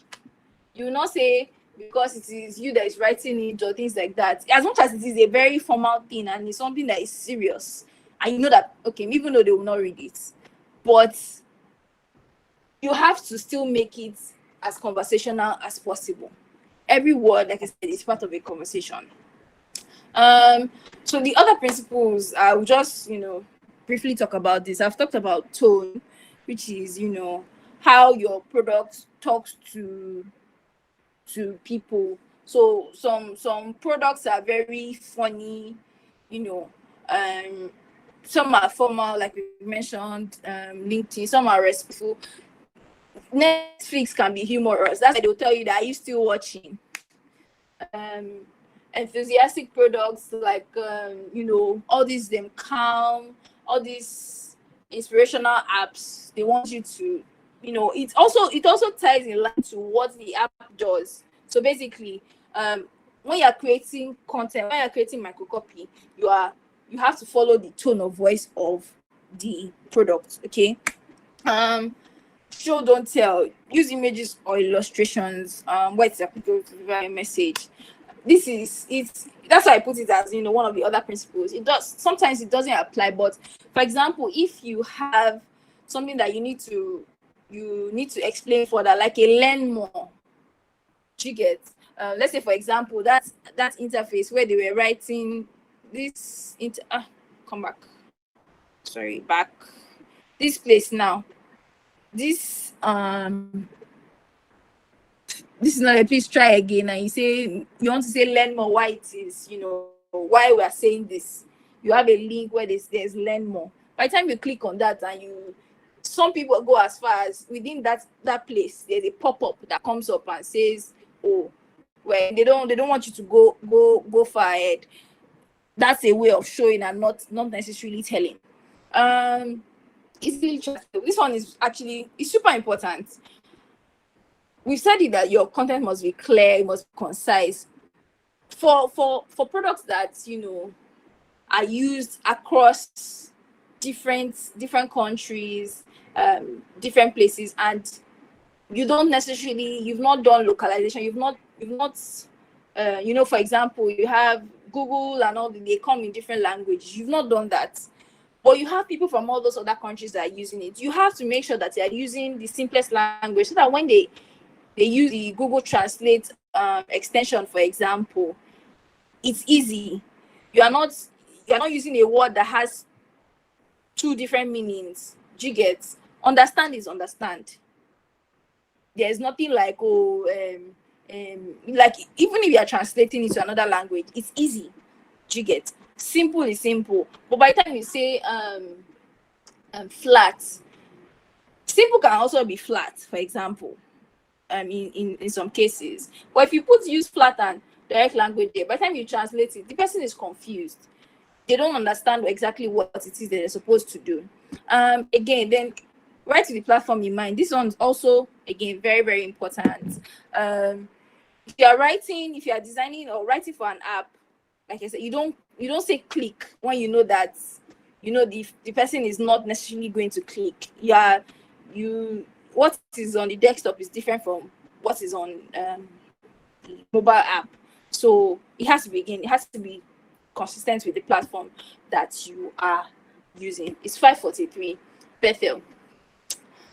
I think we'll take the rest of Friday. Mm-hmm. So that we can have Yeah, somebody was asking a question. Yes. I think there's a lot of questions today. Yes. Concerning the last part. Okay. The last part. What last part, please?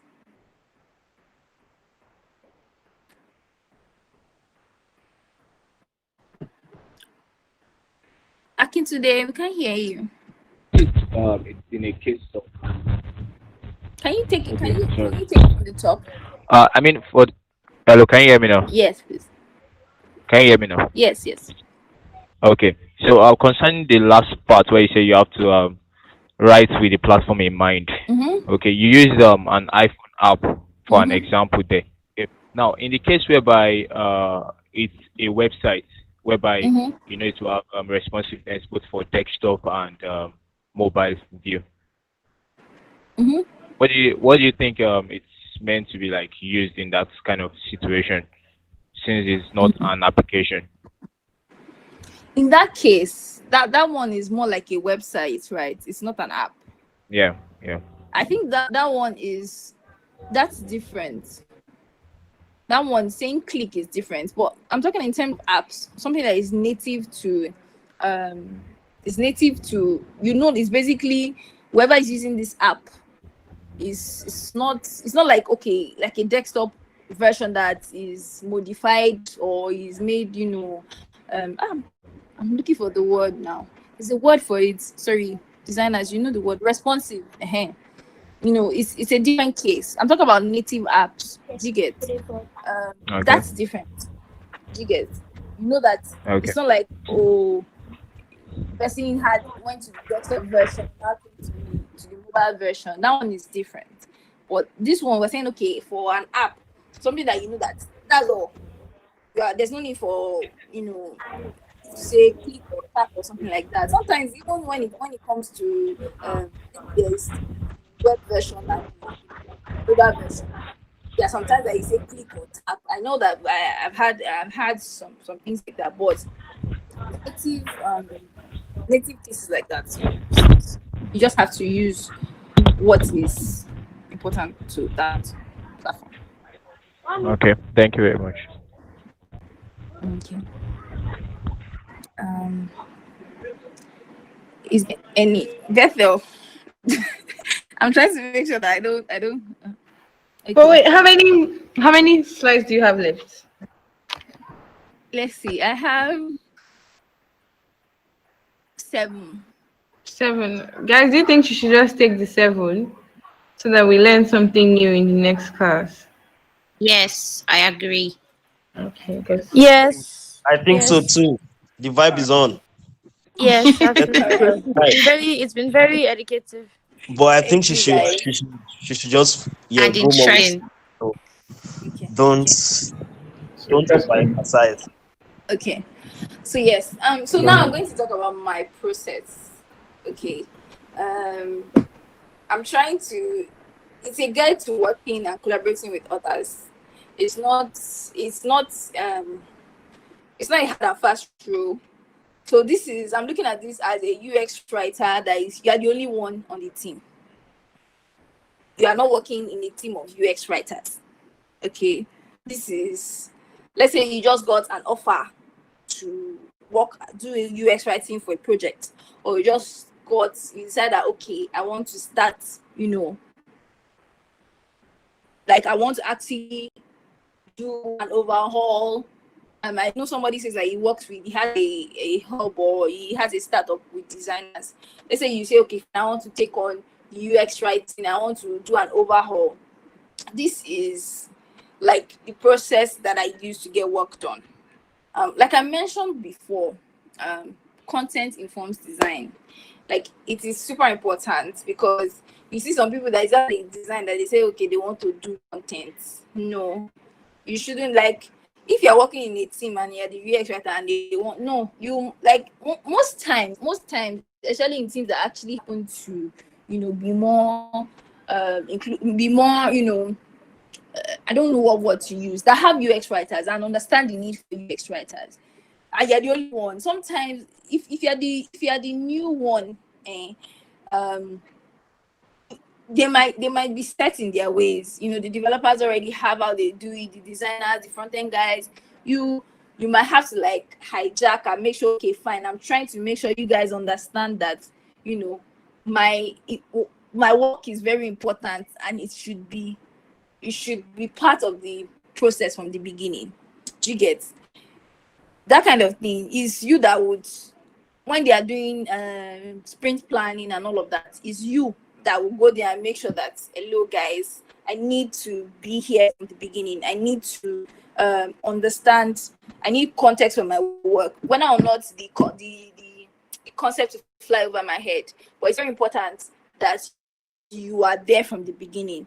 This is I'm talking about not just websites. You have apps, or you have features that they're about to launch. Before it's launched, before they even start working on it, get in there, understand what is being done. Sometimes the ideal process is that, like the ideal process is 2 sprints. Your work should be ready. So let's say, yeah, I hope everybody understand what a sprint is. Not me, at least not fully. Okay. Okay. So most this agile methodology where most product teams or a lot of product teams, they like to work in sprints. So what's a sprint basically? A sprint, it depends on how long, but usually it's like 2 weeks. So it's like short burst of of time where during that 2 weeks, you know, they they work on a feature, test it, and not necessarily launch it, but work, tests, iterate and everything. So that's like layman's that's what you can term as a sprint. That's short burst where people come together and work to either create a product, work on bugs, how basically developers, designers work basically. So I think for some people it's like 2 weeks, some people 3 weeks, depending on how it is in your company. Where I used to work, that it was 2 weeks at some point. Sometimes it's stretched to 3 weeks. So 2 weeks for building the feature or working on the tickets, then 1 week for testing. Okay, are we still together? Yup. Okay, so that's basically what Yeah. a sprint is. So at first when I first started and I said okay, I was UX writer, it was basically UX writer. They say Janisola, we need content. So that's actually after maybe the feature is ready, they've already done everything. They say Janisola, we need content, and I'm like, how did this, like, I'm supposed to have been there from the beginning. Why is it when content is necessary that I'm just hearing? So I don't like to hear those words, which is why I said ideally the content, for example, if they are releasing a feature in March or maybe 2 sprints away, like that's, so let's say that's like in the next 6, not releasing a feature. Let's say there's a sprint that is supposed to be in the next 6 weeks. Okay, the content for the feature that's supposed to be worked on, then it's supposed to have been ready like 6 weeks before then. That's the ideal process. Okay, well, it doesn't always work like that.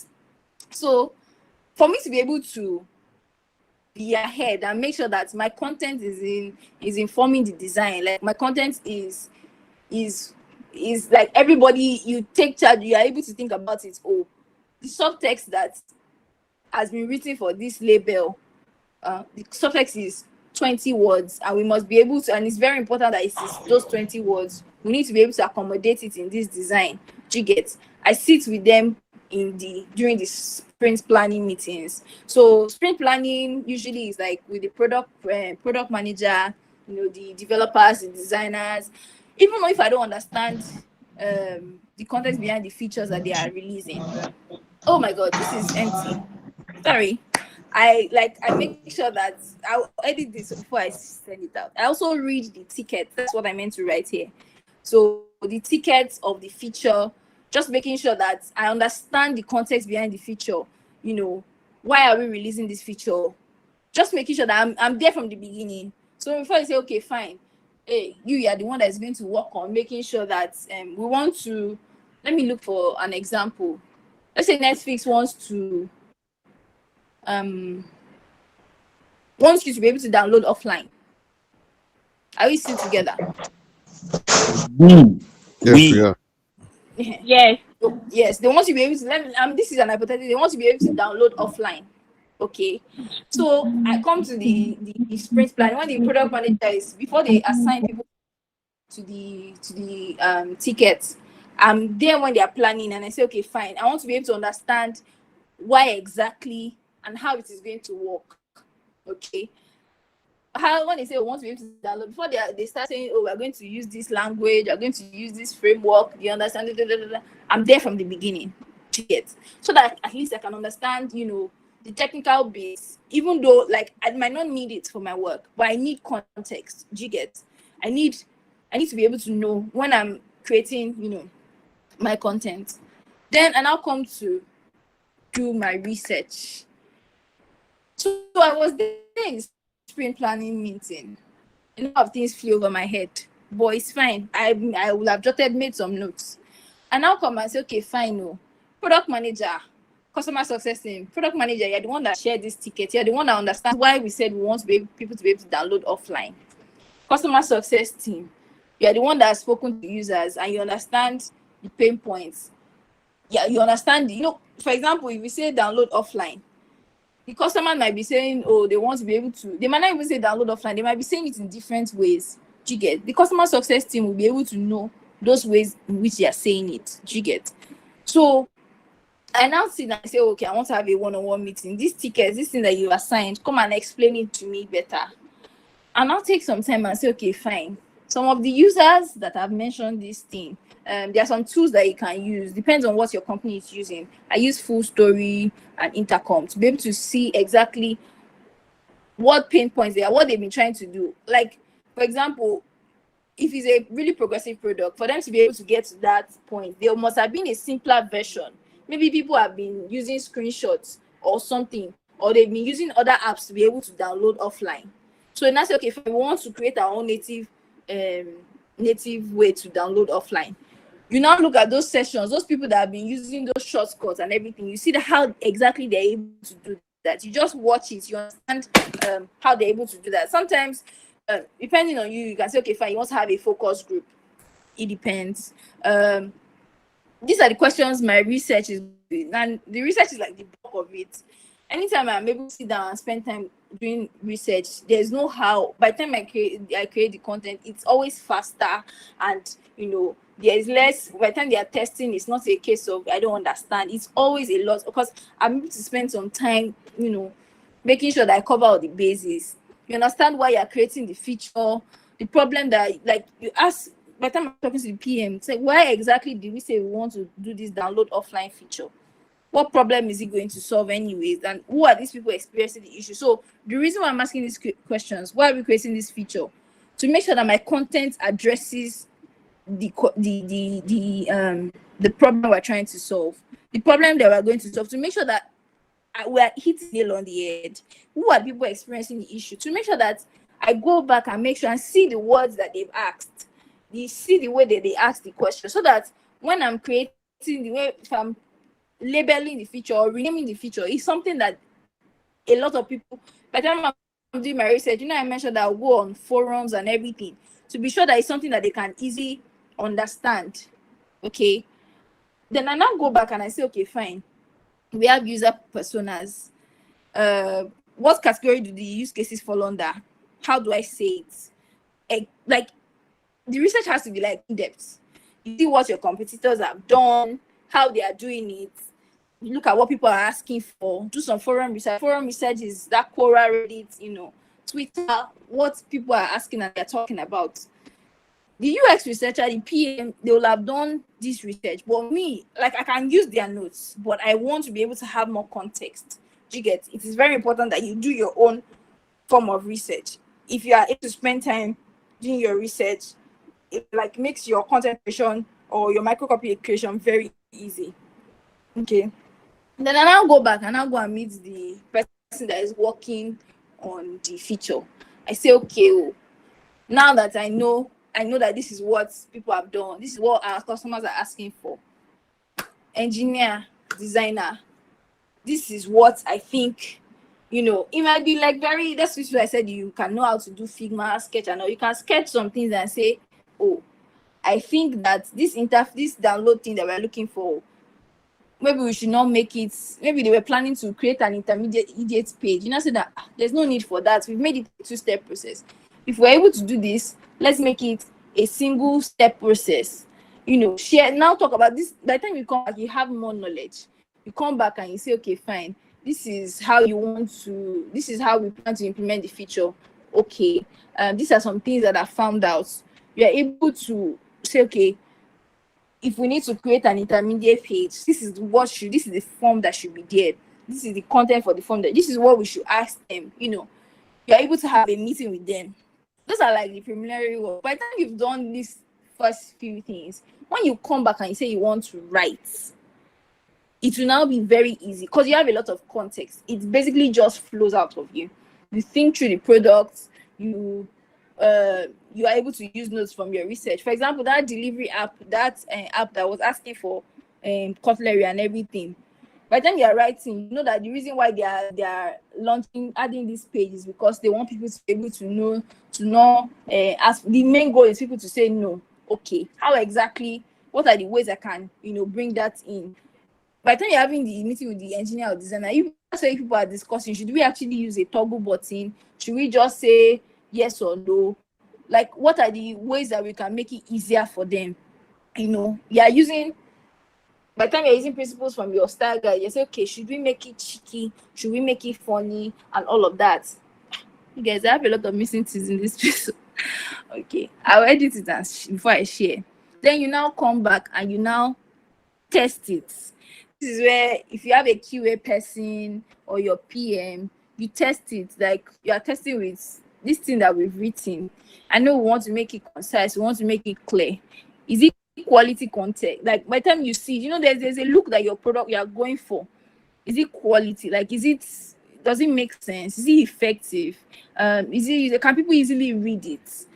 Is it accessible? When people are searching for stuff, is this easily come up? Then you rewrite this. I usually do this with the QA person. Then you rewrite and you test, you rewrite, you go back as many meetings as you need to have, then you do all of that. So yeah, that's basically it. I wanted us to have an exercise. I don't think that there's enough time for that. We'll start with that on Friday. Okay, are we still together? Oui, mademoiselle. Oh, okay. So basically, that's actually how I since I'm usually, most of the time, I'm usually the only UX writer on the team. I'm still praying for the elevation. I'll now be like, working in a team of UX writers. You be like many, the way they are in Google and all of that. But typically, I've had to find a way to craft and draft my process. But this is the process that I use. I sit in on sprint planning meetings. I do a lot of research, read people's research notes, read ticket notes, have meetings, talk to them. Like, this engineer designer meeting is basically you inserting yourself, because they might be set in their way. They're inserting yourself into the process, because somebody will say, oh, the reason why, because you didn't understand. That's not a genuine reason. You have to make sure you understand, and you make sure that, and so that it's not that when the product is ready, you now say there, but I told you people. Or if you get, then you write your content, you test, and you rewrite. We'll start off on Friday. We'll start with this exercise. And yes, I thank you so much. I'll take the questions now. Okay. Hello, are we still together? Yes, we are. Yes. we are. Cinnamon. Okay, we have a lot of questions. Yeah, she says, what should a UX writer's portfolio contain? A UX writer's portfolio. See, and even me, I'm still trying to, you don't work, but you don't put together a portfolio. Your portfolio should contain, number one, like a number of the works you've done, but in terms of case studies. So, your case study, your I think my I was still looking at my Amazon the other time. So you've created content. You didn't just jump and become a UX writer, right? So a number of people, they started out copywriting. Some people started from social media management, and it helps that you're able to put some of that to be able to show that you've grown and you are an all-rounder. So you can put some of those previous